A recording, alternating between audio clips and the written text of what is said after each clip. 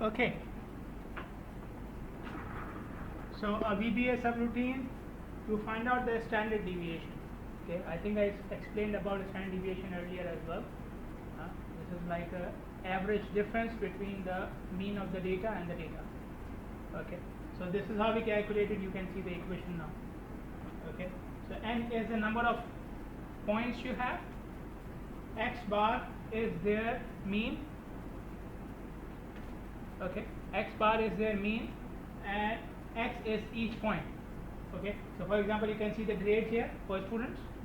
Okay, so each of these terms will become X bar. Okay, the grades, you will take each one of them, and then you will take the difference from the mean. So first of all, you have to find out the mean. Okay, once you find out the mean, then you can have another loop to calculate the standard deviation. Correct? So we need two loops, right? One for the mean, one for the standard deviation. Now for the mean, we did it earlier as well. Mean, we did it earlier as well. We did a loop for the calculating the mean. Okay, and then after that we have to start up another loop which will be for standard deviation. Okay, so you can see it over here. Okay, so the first loop is what we have already seen earlier. Okay, so 2 to 21, row number 2 to 21. Okay, and each time we are adding the number in the total, and then we are counting as well. I think I told you for counting, we can do it without it as well. Just in the end, whatever count you get, -1, and you can divide by that. Okay, so this is the loop for calculating average. So once the loop finishes, you have the average. Okay, then you need another loop for calculating the standard deviation. Okay, now in both cases, they said that we will only do it for the students who pass the course. Okay, and the passing marks are how many? 60. Okay, so every time you are adding the numbers or counting, you have to make sure that they are 60 and above, so NF condition. So only those numbers will go in the average and the standard deviation which are more than 60, otherwise they will not be counted. Okay. Okay. VBA subroutine which finds and points the difference between the maximum and minimum numbers within the cells below. Okay, so we need again two loops, one for minimum, one for maximum. Okay, and but we can do it within the same loop as well, but still we need two loops because we have numbers in different columns and different rows, right? So I need a loop for every column and I need a loop for every row. Okay, so let us see how it goes.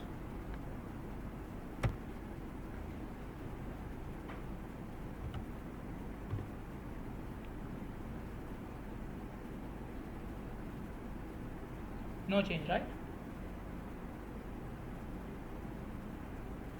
Same. There. So you can see here, if doesn't have to have an else statement. So if it is true, do this. If it is not true, just finish it. Okay. So there is no else here. Okay. So we have equation of calculating a force.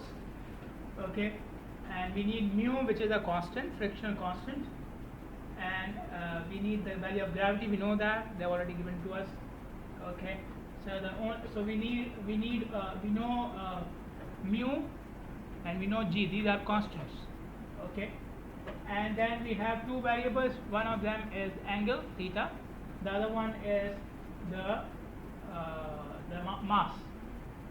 Okay, so how much mass you are pulling and in what angle you are pulling it. Okay, so this equation will give you how much force you require.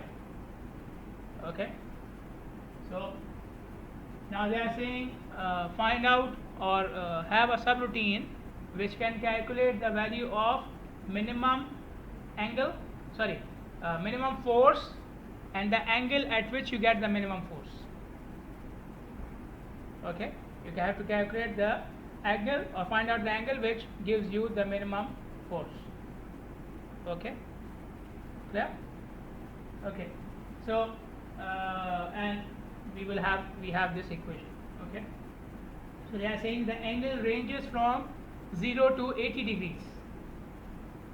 Okay, 0 to 80 degrees. Okay, and you have to find out the value of the force, find out the angle at which the force becomes minimum, and then what is that force and what is that angle. Okay, so you are giving three answers.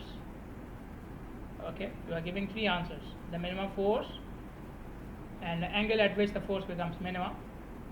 Okay, and yeah, okay, two answers. Sorry for that.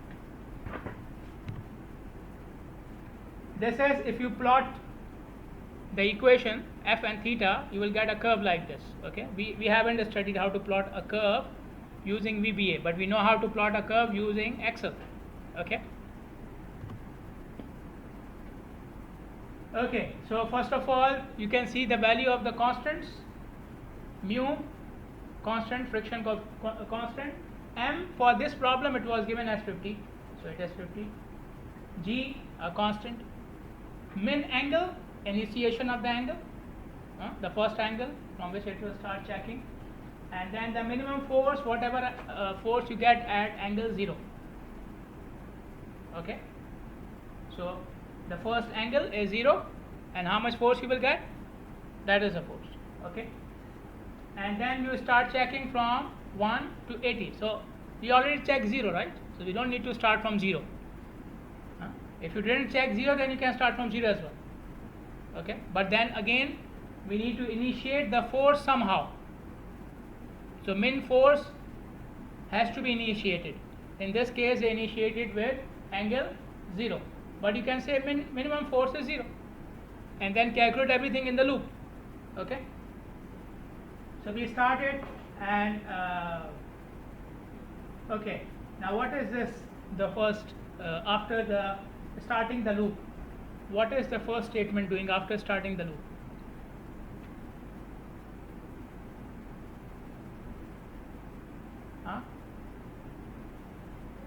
After 4, yeah, what's happening with the angle? 2 radians. The angle we are checking are in degrees, but Excel or VBA also takes the angle in radians. Okay, so since you will use the cos and sine, so you have to convert the angle into radians. So the first statement is whatever the value of the angle is, convert it into radians. Okay, but we didn't convert the first value, which was 0, because 0 is the master blaster. You put it in anything, it becomes 0, right? Okay, so after you convert the angle which you are checking, then you calculate the force again. Okay, now this is the force which you are getting at any specific angle. Now if this force is less than the previous minimum force, then this should become minimum, right? The same thing which we did in the last example. Okay, if the new force is less than minimum, the new should become the minimum. So the same thing here, and that angle should become the minimum angle, right? Okay, that angle will become the minimum angle, the angle which gave that force. So that I will become the minimum angle, and that force F will become the minimum force. Otherwise, go to the next one and check. Clear? Okay, so it's more or less the same. Clear? After you finish the loop, you give me the values of minimum force and minimum angle, and that's it. Clear? We're just printing it on the sheet. Any questions? Clear? Okay.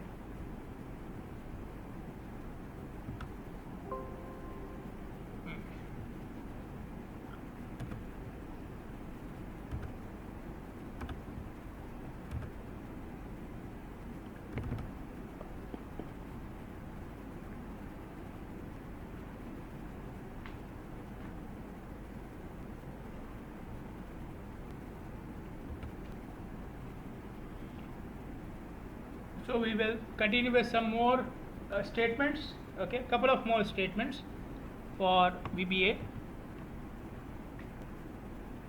So we will start with message box and input box. Okay, so we want to create an Excel sheet which, when the program runs, it will show a box to the user to input a particular value.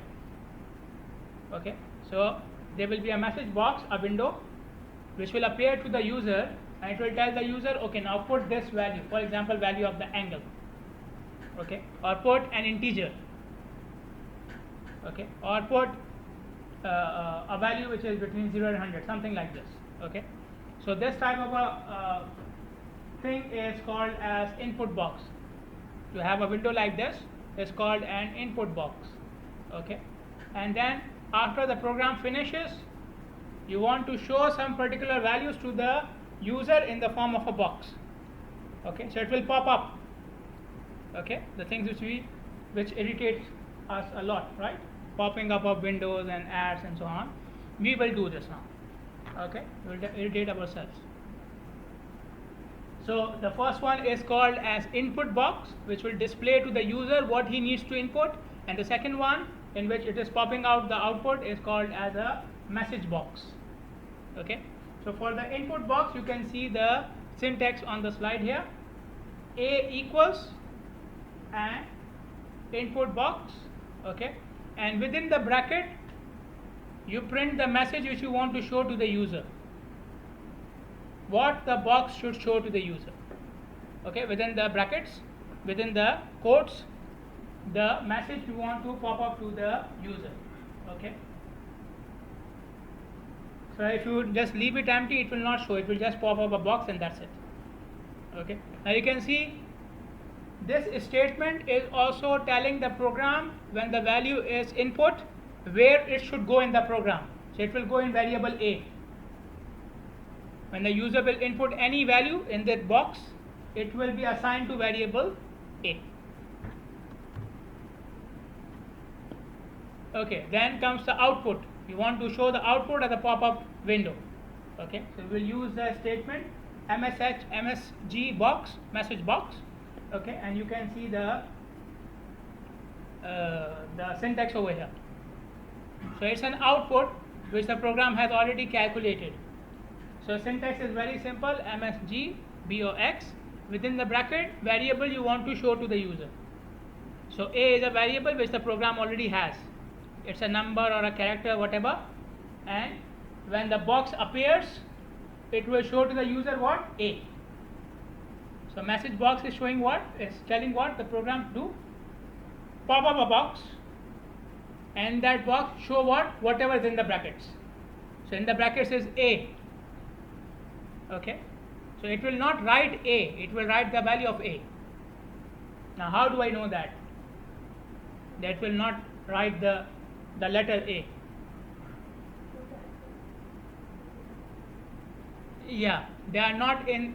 If I want to write the letter A, then it should be within the quotation marks, the double commas. Okay, in this case, A must have a value. Okay, A must have a value. So you can see the two examples here. The first example, input box, please enter a string. Okay, a string meaning a sequence of numbers or sequence of characters. Okay, so when the program runs, a box will appear to the window, to the user, input a string, and he will input the string in the box. Okay, and then the next one is message box A, which says that, okay, the A value is this one. Okay, it's a very simple program, not doing anything basically. This will happen because of the first statement, input box. Okay, so please enter a string. You can see the message over here, and I'm putting a string here. Okay, a string usually not a number, maybe a combination of numbers and characters, maybe only text, but not numbers. This is usually we call as string. Okay, so this is for the first statement. Once you input, you will click on enter, and then the program will go to the next statement, which says now display the value of A. So the value of A is displayed. Yeah. Second one, enter a number. Okay, and that number is assigned to A. after getting the value of a from the user, the program is doing something with the a. So then you can use a as any variable which you are using in the program, like any of these variables, minimum, maximum, count, whatever. You can do anything with the number which the user has input. Okay, so here they are just multiplying by 10 and then displaying the value of that number after multiplication. So the input box, the message box. Clear? Any questions? Okay. So a subroutine that takes two numbers and displays their summation and multiplication. Okay. So input A, the first number, okay, and the second number. So two boxes, okay, enter the first number, okay, then you enter the second number, okay. Now you can see here that we cannot enter multiple numbers in one window. Okay, so one number per box. Okay, we want two numbers, we have to write it twice. Okay, the message box will be called twice. Okay, so after you have the two numbers, then you will add them and you will multiply them. You can see it. Okay, and then you want to display it. Yeah, now display, we are flexible. We can display as many things as we want in one box, which you can see here. How many statements we have for message box? Only one, and that statement is showing the multiplication as well as the summation, and with that there is some text as well. Okay, so and then we are using this symbol. What do we call it? I told you last time. This symbol, what do we call it? We use it for putting AND, A and D, AND. But what do we call it in programming?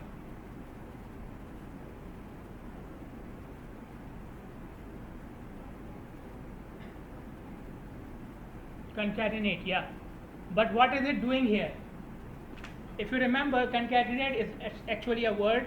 If you remember what it is doing here, then you can remember what this symbol is called. Okay, what is it doing? This symbol is doing what here? When it appears in this command, this symbol is doing what? So what am I printing here? A multiplied by B equals C, and then A plus B equals D. It will all appear in one line. You can see it here.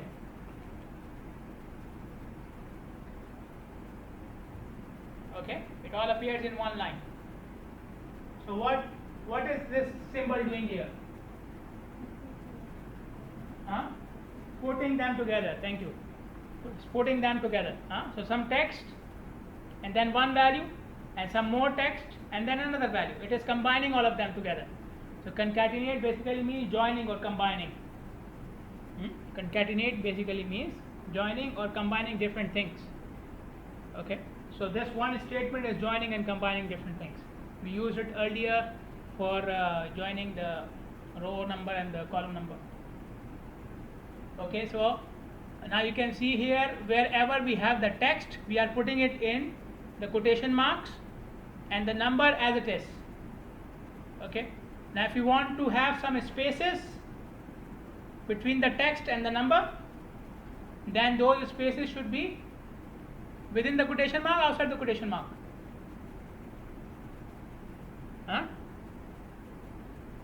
If you want some space between the number and the text, you will put the space in the quotation mark or outside the quotation mark? In the quotation mark. Okay, because spaces are strings. Okay, so if you want anywhere spaces, you have to put them in quotation marks. Okay, you can see something here, quotation mark start. Okay, and then lots of spaces and then A plus B. So I wanted some space before A plus B as well, so I put the spaces first and then the text. Okay, so wherever you want the spaces should be in the quotation marks. Clear? Okay, now you look at the first example and the second example, both of them are doing the same thing, no change. As far as the program is concerned, no change. both are doing the a into b and a plus b. But look at the what is the change in them, in the statements? Tell me. VAL, right? Value. Okay. Whenever you use input box, the program takes it as a string. The value which is taken as via input box, by default the program considers it as a string. Okay, so when you are putting the value of a as 80 and the value of b as 2, the program was considering it 80 is a string. It can be text, it can be number, it can be combination. Okay, and b same thing. Okay, so what will happen if I put, for example, instead of 80, if I put a plus b, it's a string, right? A and b and plus sign is a string. Program will not do anything. Okay, it will not give you any error. Okay, when you execute the program, okay, then it will give you an error message that the number which you have put instead of a, we cannot do any multiplication or addition with it. Okay, try it. Open VBA and try it. So when the program shows enter first number, instead of a number put any text, put your name or something.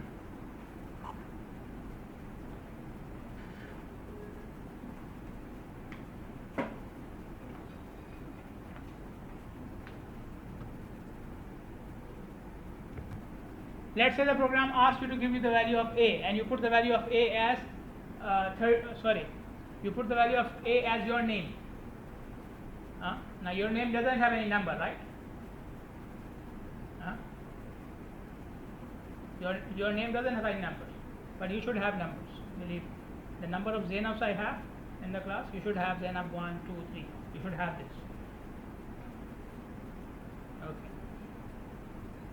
Okay. So your name or whatever text you put, it does not have any number. So when the val function tries to extract the number, it is extracting what? 0. Anything multiplied by 0 is 0. Okay, so that's why we use the val function, because for example you did some mistake with the typing, and instead of just writing 80, you wrote 80 and dot. So the program will extract 80. With the val function, the program will extract the number and the dot will be ignored in the calculations. Okay, so it helps us. Even if you do some mistake in typing, this val function will help you to extract the number from the string which you have put. Got it? Clear? Okay, and the default is when whatever you put in the message box, that is, whatever you put in the input box, it is by default considered as a string by the program. Okay.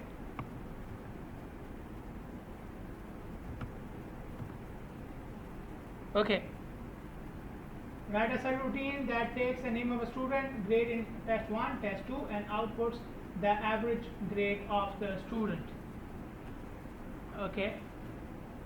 So input first thing, your name. Input second thing, your test 1 grade. Input third thing, your test 2 grade, and then it will calculate the average grade for both the tests, and the text should be like this.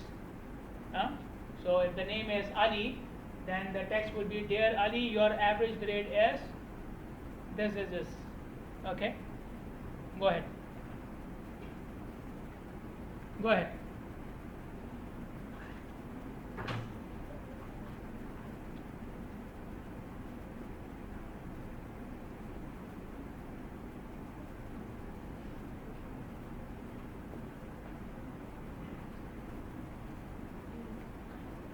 Okay, it's very simple. First create 3 input boxes, then calculate average and the output box, and that's it, message box.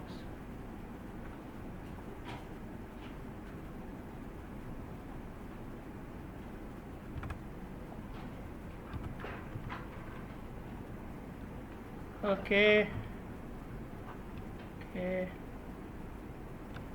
Okay. Next one, write a subroutine that approximates the value of arc tangent h. Okay. Using the following equation. Okay. So now we are doing more calculations with the value we will get. Okay. So the user will take the input value of x. So there will be a box which will say enter value of x. Then it will check the value of x should be the mode of the absolute of x should be less than 1. Okay. If it is more than 1, then it will give the message to the user that you have to change the value. Okay. Same thing with m. The program will ask the user to put the value of m, and the value of m should be more than or equal to 10. So after the value of m is input, then the program will check. If this check is not satisfied, then it will show the message to the user that you did not satisfy the check and you should put the values again. Okay, clear? Now, so I need two input boxes, one for x, one for m. Okay, I need a loop. You can see the summation over there. The equation is doing the summation, right? So to do the summation, I need a loop. So two input boxes, one loop, and I need two if statements.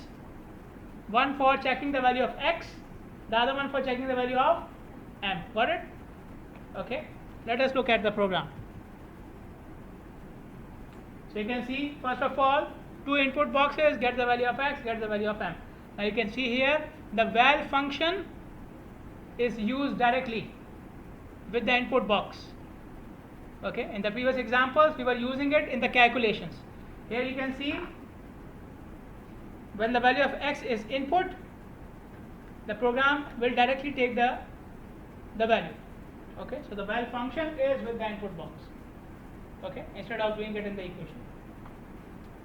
So after you have the value of x and m, if the value of x is mode of absolute of x is more than 1, then it will check it, and if it is more than 1, it will show this to the user. Okay, that you have put a wrong value of x and you should put another value of x which should satisfy this condition. Absolute of x should be less than 1. Okay, so if this condition is not true, if value of x is fine, absolute of x is less than 1, then the program will check the m. Okay, so if x is not correct, it will give the message to the user. Otherwise, it will go and check the value of m. Got it? Clear or not? Everybody? Clear? Okay. So again, if the value of m is less than 10, it will show the message to the user, put a value which is more than 10. Okay. Otherwise, if this check does not apply and this check does not apply, the program will start doing the calculations. What calculations do we need? We need to do a summation, right? It was a summation. So we will initiate a variable sum. Okay. Summation from 0 to m. Okay, and each time you are doing summation of this. Clear? Okay, so each time within the loop we will have this value calculated. Okay, so this is the power. A is the power of x here. Okay, and once you have the power, then you can. Now you can do this whole thing in one statement as well, right? This whole summation in one statement as well. Instead of having a variable a, you can do this whole thing in one statement. How would you do it? How do I write it in one statement?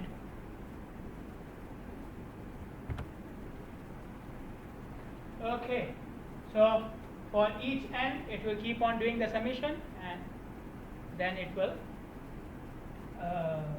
in the end it will give you the message that the program has calculated arc10 equals to this. Okay, we already know this. Yeah, and you can see we are using the brackets as well within the quotations because we want the values in bracket. Arc10 of x, the value of x will be taken from the program. Okay.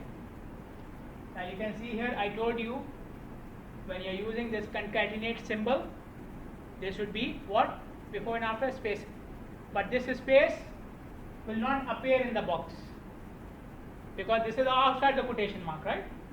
Okay. So how the program will show it? Let me see if I have the box. Okay.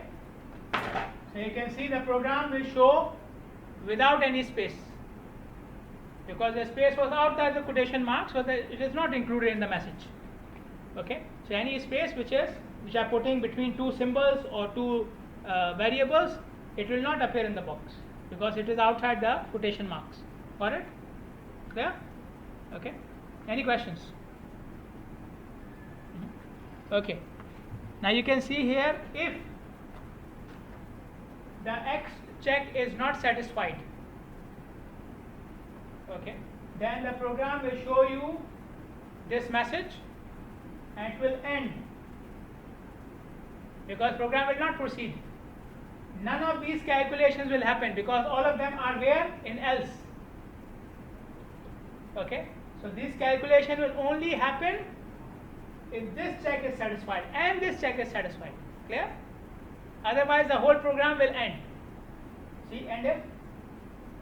So if I satisfy this one, the box will appear and end. And if M is not satisfied, again this box will appear and end. Okay? You tell the user you are stupid, we are not doing anything for you. Okay? Any questions? Okay. And all company wants to build a pipeline. You may do something like this in the quantity estimation course. You have not taken it, right? Quantity estimation. Okay. So you may do something like that in that course. Okay, and all company wants to build a pipeline to connect two towns, A and B. So A and B are two towns. And it will cost 1000 BD per kilometer to lay out the pipeline. If it is above the horizontal, if it is above the ground line, then the company will charge 1000 BD per kilometer. Why we shouldn't become civil engineers, right? It's very profitable. Forget about these things. We'll start building the pipelines. Okay. And if it is below the pipeline, if it is below the horizontal, okay, then the company will charge 2000 BD per kilometer. So above is cheaper and below is expensive. Same thing with all civil engineering structures. Below ground is expensive, above ground cheaper.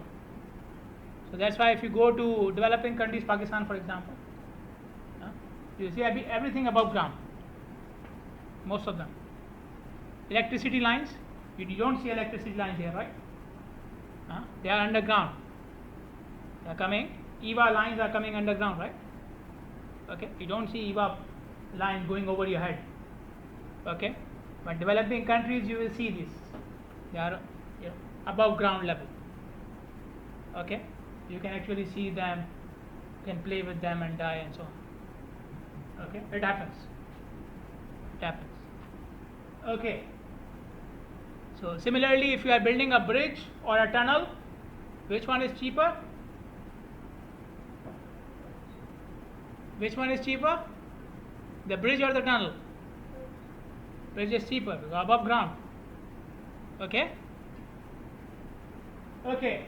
So write a subroutine that calculates the position of P which will minimize the cost. Okay. So we have to connect town A and B, and we can select how much portion of the pipeline will be above ground and how much portion is below ground. Okay. We cannot make it all below ground because point B is lower, and we cannot make we cannot make everything below ground because point B is above ground, right?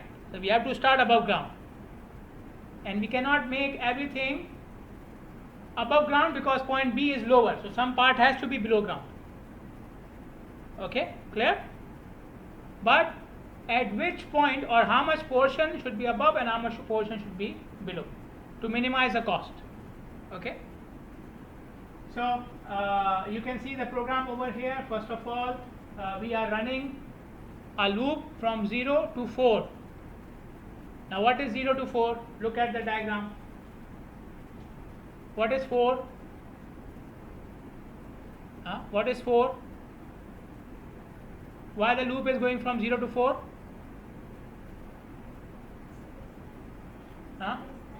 Yeah, from A to B the distance is 4 kilometers. Okay, so that's why 0 to 4. Okay, and the program will check for every point 0001, for every interval of point 0001, so up to 4 decimal places. Up to 4 decimal places. Okay, so point 0001 means what? Millimeters, right? It's 0.1 millimeter. So the program will check for every 0.1 millimeter, not 1 millimeter, 0.1 millimeter. Okay, it will increase by every 0.1 millimeter. Okay, what is less than millimeter? Micrometer. Okay, so for every micrometer it will check. What will it do? Okay, the part of the pipeline which is above ground, it should be multiplied by 1000, right? Okay, so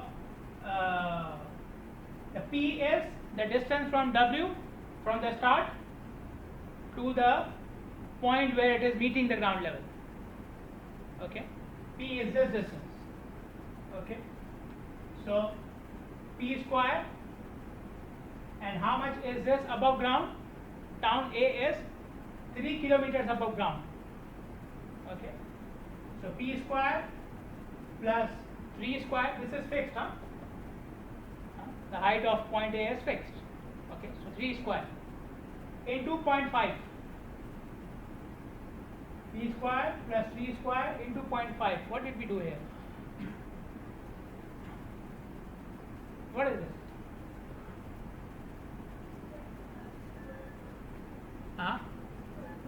The square root, but what are we calculating here? P square plus 3 square root gives you what? The inclined length. Pythagoras theorem, right? What do you call it in Arabic? There is a specific name for Pythagoras, right? No. The name. The Pythagoras theorem. There's a name in Urdu as well for Mr. Pythagoras, Pythagoras, right? Okay, so this is the Pythagoras theorem, right?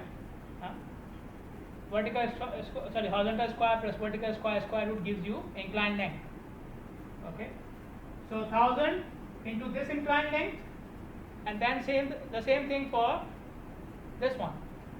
Okay, now total cost is equal to what? Total cost is equal to above ground cost and below ground cost. Okay, so you add them both. Okay, which we have done here. Okay, then we are checking if P equals to 0. So the first time it will be 0, right? In the first loop P will be 0. Okay, so if P is 0, so in the first loop make the total cost equal to minimum cost. You see what we are doing here? What did we do? You are initializing, right? This is initializing within the loop. When the first time we run the loop, make the cost equal to this, the first. Okay, so initialization. Second loop, P will not be equal to 0, so this will not be done. Okay, what will be done? This check. If the previous minimum cost is more than the new cost, then new cost should be minimum. If previous minimum cost was more than the new cost, then minimum cost equals to the new cost. Okay, and then run the loop again. Clear? Okay, and the cost at which you get the minimum cost, the p value at which you get the minimum cost, it will become the optimum p. Okay, remember there was a question in the exam, right? The first question in the exam was what? The engineering applications. One of the engineering applications. Okay, to find out the optimum. If you do this manually, checking from 0 to 4 kilometers at every micrometer. You try to do it manually, it will take you hours. One more semester. So, one of the engineering applications. This is a sort of very complicated, very long calculations for which you will do this or use the VBA. Any questions? Yeah, while loops. So before this we have studied which loop? Before this we have already studied a loop, right? Which loop was that? For loop. Nested was also for loop, right? For one for loop and then another for loop. So that was for loop. Now we have a while loop. You can see here for loop is also on the slide here, and we have on the board here, and we have also used for loop earlier. So in for loop we gave the start value and end value ourselves. For loop we give the start value and the end value, so it's fixed. In while loop the program will run until you achieve a condition. Okay, so you may say run the loop till x becomes 100. So you can run a loop here. You can see the example is given here. Okay, so after while the condition can be x less than 100. So the program will keep on running until x becomes 100. Okay, now what is happening inside the loop? You want to do some calculations. The calculations will be done inside the loop, but one more thing which you have to do inside the loop is change the value of x. Okay, so for example, before the loop you say x equals to 0, x equals to 0, and you start the loop while x is less than 100, and then you do some calculations and then you end the loop. You did not do anything with x. So x was how much? 0. Now the loop is not changing the value of x, so x will remain 0 forever. X was 0 and then you are not changing it, so x will remain 0, right? Okay, so the loop will run forever. Okay, so you have to make sure when you are using the while loop that the variable in the condition must be changing in the loop. It must appear somewhere in the loop and must be changing. Okay, for loop it is not necessary, because we know the start point, we know the end point. Even if you don't change the value of I or j, every time the loop is performed, I and j is changing. But with while you have to put it inside the loop yourself.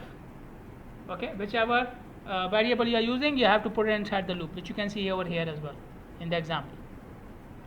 So the loop will run while a is less than or equal to 8. Okay, and then you can see a is changing inside the loop. Every time the loop is run, we are doing a equals a plus 1. So the first time it was 1, then it became 2 and 3 and 4. So it will go up to 8.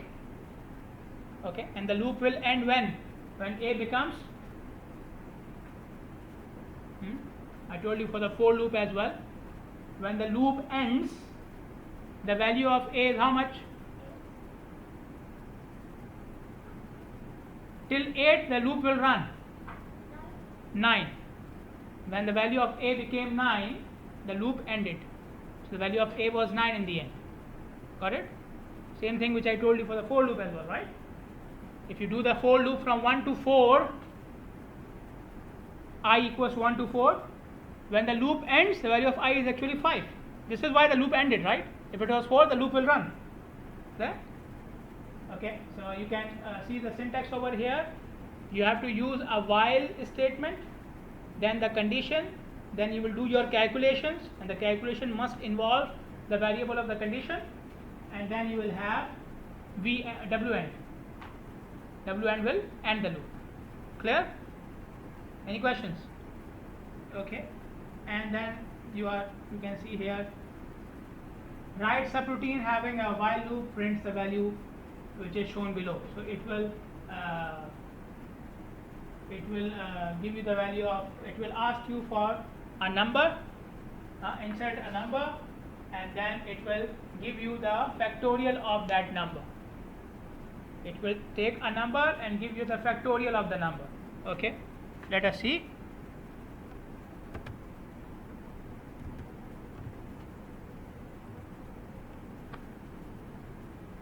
Okay, write a subroutine which finds the average of a sequence of numbers. So the user has to enter a sequence of numbers 1, 2, 3, 4, something like this. Okay, and to indicate the end of the sequence, the user must enter 0. Okay, so the program will keep on asking for enter a number, enter a number, enter a number, and if you want to end the program, enter 0. Okay, so it's a very, very simple loop. It's a while loop. Okay, what's the condition here? What's the condition? The program will run until what? X equals 0. So inside the loop, you will ask this input box and this, and if the value comes out to be 0, end the loop. Simple, very simple. Okay, clear? Now can you see the statement in green here? What is the purpose of this statement? What this statement will do?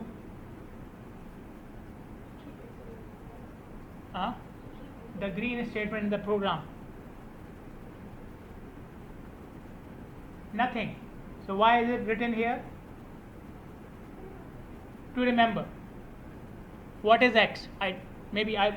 After 2 weeks, I will open the program, I don't remember what is X. Happens with all of us, right? Especially just before the exam. Okay, so the program will keep on running until the X is not equal to 0. Okay, if the X is equal to 0, it will end. Okay, so here we are giving the condition for the loop to run. So the loop will keep on running when X is not 0, right?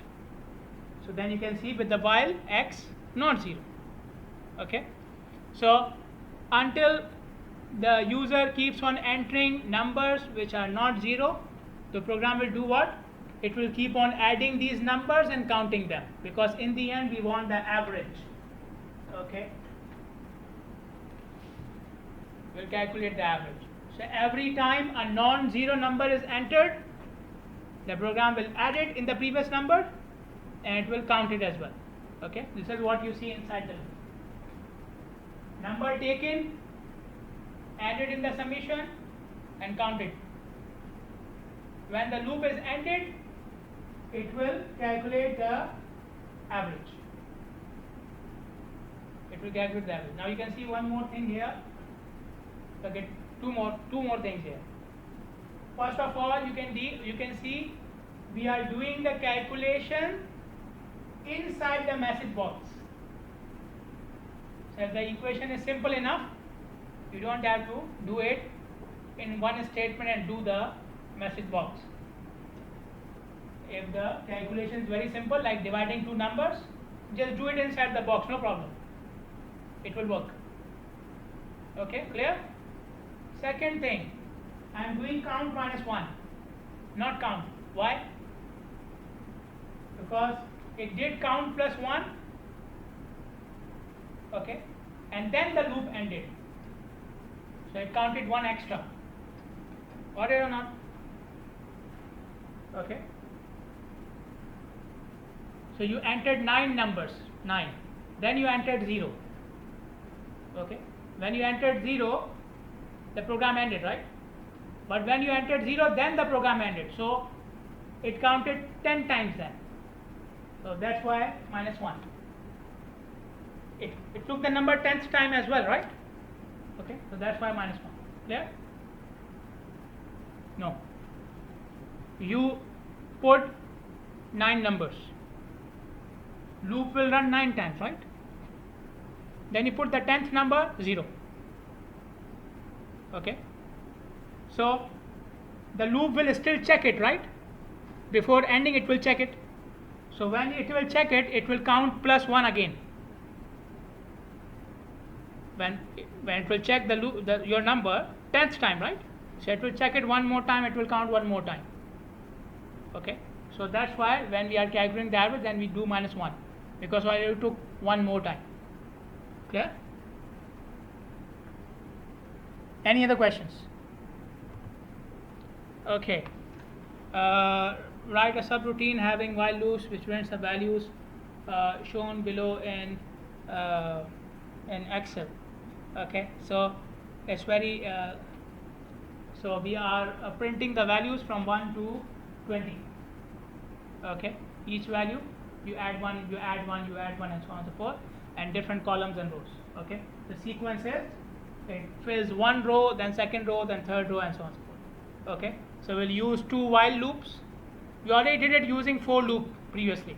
Okay. So I will not go in much details here. Column number is 1, row number is 1. Okay. So it will keep on running till you reach row number 5 and till you reach column number 4. Okay. R is what? The row number. How many rows we want? 5. So program will keep on running until you reach 5. Okay. And then we have C. C is what? Column number. Okay. So every time you reach row number 5, when you do the loop next time, it will start from column 1 again. So C equals to 1. And how many times it should run till C equals to 4. Okay. Then inside the loop, what is happening? It is adding, it is taking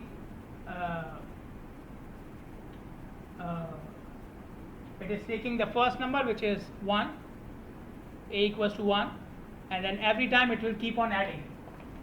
So after 1, then it will do 1 plus 1, 2, print 2, and it will do 2 plus 1, 3, print 3, and so on. Clear? Clear or not? And then inside the loop, plus 1, so that the loop can end. Okay. So C plus 1, second column, C plus 2, third column, and fourth column. Okay. And after you end this loop, then it will add 1 in R. First row, second row, third row. Clear? Any questions? Okay. Design a game in which you will produce a secret integer between 0 to 100 and ask the user to enter a guess of this number now. Okay. So program will create, or program will generate a random number. So you are playing with the program. Your opponent is who? The program. Okay. The program will think about a number. It will create a number, and you will guess this number, and the game is in how many times you can guess it. How many tries you take to guess the number. Okay. So what the program will do? First of all, it will generate a number. Secondly, it will ask you to enter a number. Any number which is between how much? 0 and 100. So the number which the program is guessing is what? Between 0 and 100. Okay. And then you will enter the number. The number which you have entered, the program will check. If it is equal to the number, you win. If it is not equal to the number, then either it will show wrong guess, the number is smaller, and wrong guess, the number is bigger. Okay, clear? So every time the program is helping you, right? So if you guess 3, the program says the number is smaller, so it can be 1 or 2, right? If it says the number is bigger, then it can be anything from 4 to 100, right? Okay, so it will keep on doing this until you guess correctly. Okay, let us see how it is done.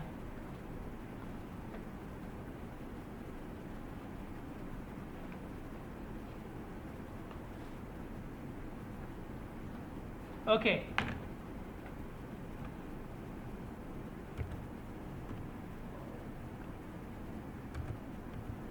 okay, you can go through the program, and if you find any difficulties, you let me know. Okay, another while loop approximate the value of this. We have seen this function, right? Already seen it.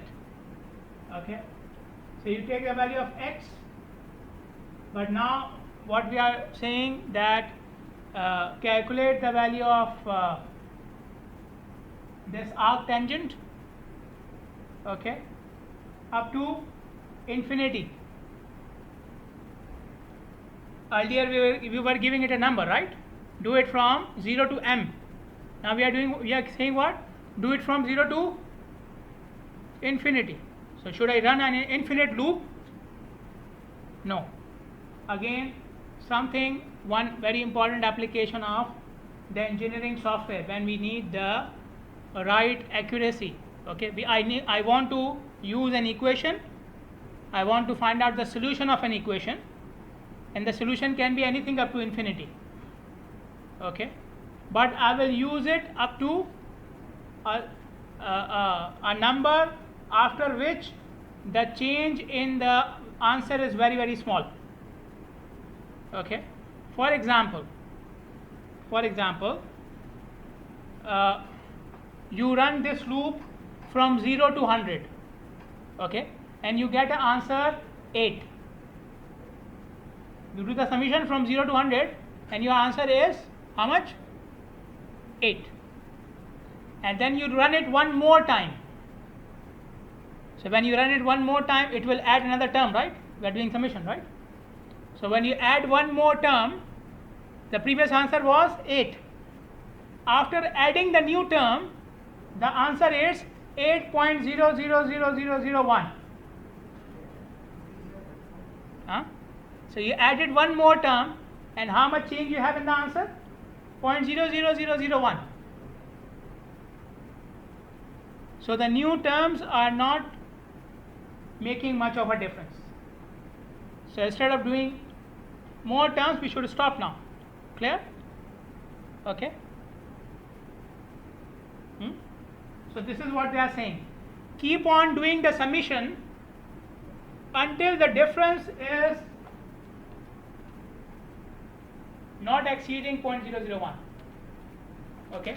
So if I do one term, when I add the next term, the difference in the new and the old term is less than 0.001. So the new term is not required. I should stop now. Okay. So let's say the old term was 8. After adding the new term, it becomes 8.5. So how much is the difference? 0.5, right? So I should keep on going.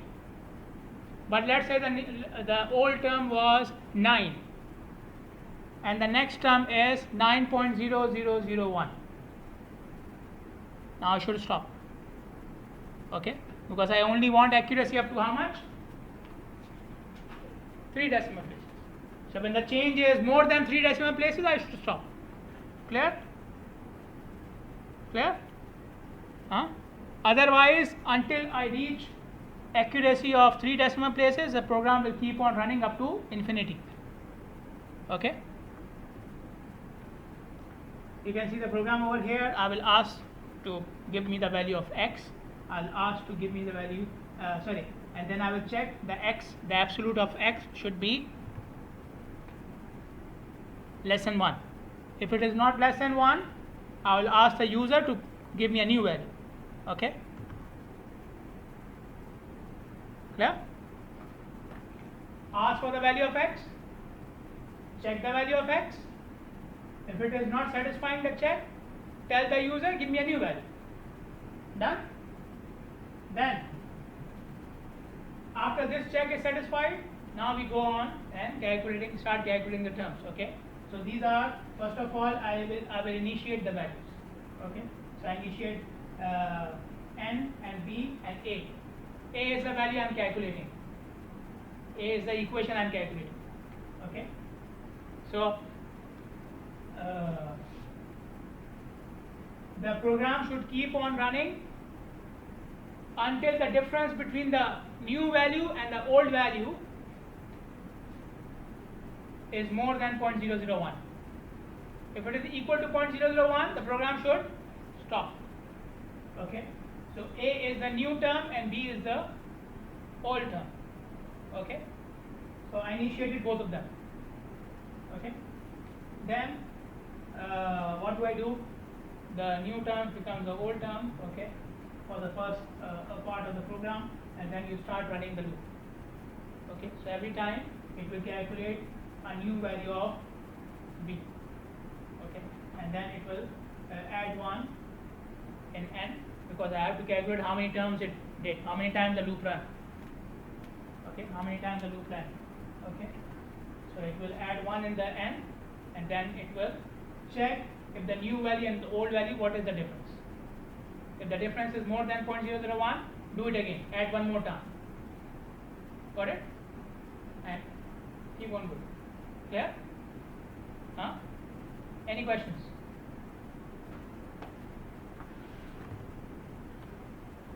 Okay, creating functions in VBA. Can someone give me an example of an Excel function? We just gave the exam, right? Give me an example of an Excel function. Which function was a square? Huh? Which functions were did I ask in the exam? Anybody remembers? Obviously you were not in the exam. Huh? Which functions did I ask in the exam? From Excel. You forgot so quickly, huh?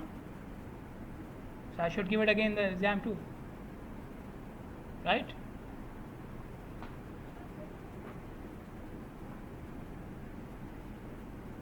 Matrix?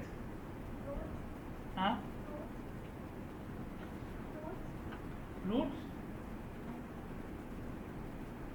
I'm noting down all these things and they will come in the second exam. All the functions you are saying from your mind, and I will do them during the exam. Okay. And thank you. And, right? So and checks 2 conditions and returns true and false, right? Clear? This is a function which they created using VBA. So let's say Zainab comes and she says these functions are not enough. I want to create one of my own function.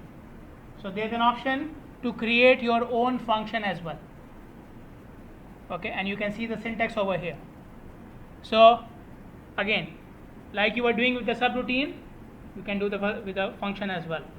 So we will start with the name function, the statement function. Then you will suggest a name of the function, and the name of the function should not be a name which the Excel is already using. So there is already a function for AND, right? A and D. I cannot use an AND function. Clear? So you will type the statement function, then you will give a name of the function, then you will have brackets, and the brackets you will put what the user needs to enter to run this function. So to use the AND function, I need 2 conditions, right? Condition 1 and condition 2. So this will come in the brackets with the name of the function, condition 1, condition 2. Okay. After this, the thing which you want to perform in the function. What do you want to do in the function? and then the last one is end function. End function. Okay. Now, when you run this in Excel, what will happen? Or you can see inside the function what is happening. The value is assigned to the name of the function. See here, what is the name of the function? Test function A. And what are you calculating inside the function? It will be assigned to test function A. Got it? So in the end, Excel will return the value of the name. Got it?